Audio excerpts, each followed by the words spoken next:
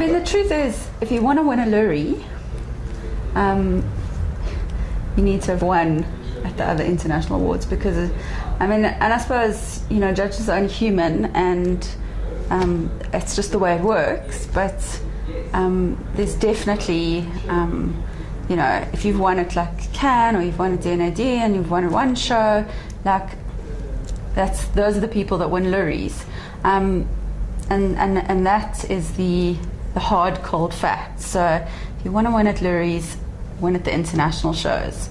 Because, yeah, that's how it works.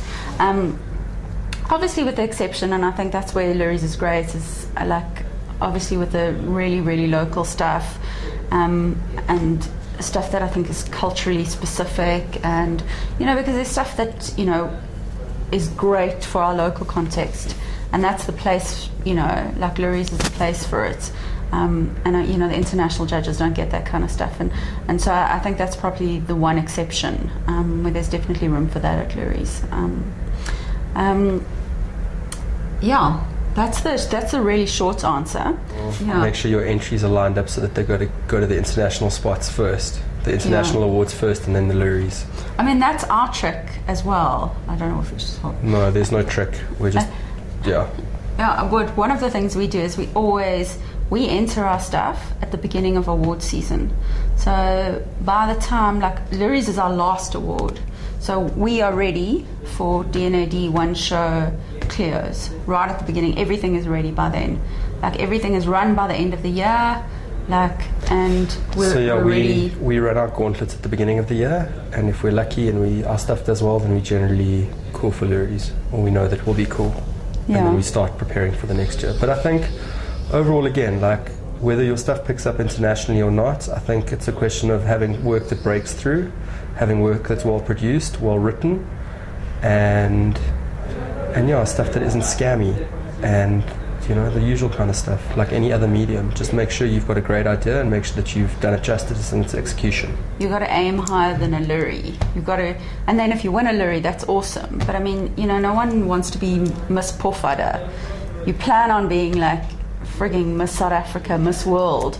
I love being Miss World, personally. He does.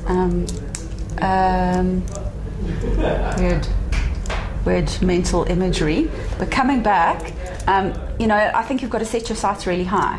Like, set your sights on, like, winning frigging Grand Prix, and because that'll push you.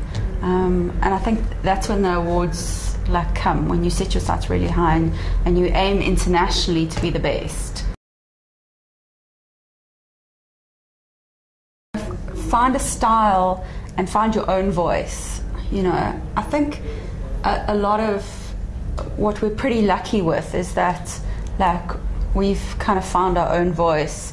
It's by no means like do we like own the style that we work in and stuff like that, but, you know, if you listen to our work and you know us, and you've spoken to us for more than 5 minutes, you know that work comes from us, and it makes it fun to work on, and it makes it easy. Like, to be perfectly honest, I mean, when I, like, sit down and write stuff, I'm not saying it's always like a walk in the park, but it's pretty easy to write, because, like, that's how I am, you know, like, kind of weird and dark. I also think that, yeah, like, it's just not in our veins to be American sitcom fart jokey. We just don't do that. So we found a different niche because we're not part of that culture. So we've got our own little culture going. And yeah, we're very lucky that we get the same kind of stuff, and we appreciate the same kind of work. And I think also, again, like, insights lead, and then the execution polishes.